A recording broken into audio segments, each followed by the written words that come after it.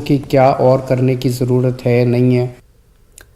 उत्तर प्रदेश में होने वाले इंतखाबात पर बीएसपी सरबराह मायावती ने बयान दिया। मायावती ने यूपी में साफ और शफाफ इंतखाबात कराने की इलेक्शन कमीशन से मांग की। यूपी सहित 5 राज्यों में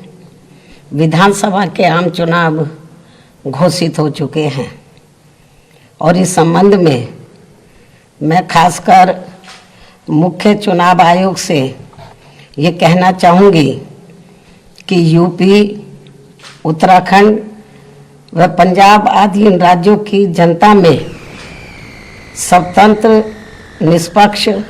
व शांतिपूर्ण ढंग से चुनाव कराने के प्रति विश्वास को कायम करने के लिए यह बहुत ज़रूरी है कि चुनाव आयोग यहाँ अपनी आदर्श चुनाव आचार संहिता को पूरी सख्ती से लागू कराने के लिए ठोस कार्रवाई अवश्य करें, क्योंकि पिछले कुछ वर्षों में हुए चुनावों के दौरान हर प्रकार की धांधली करने तथा सत्ता व धर्म का चुनावी स्वार्थ के लिए अनुचित इस्तेमाल करने की प्रवृत्ति काफ़ी घातक रूप में बढ़ी है, जिससे चुनाव काफ़ी प्रभावित होता है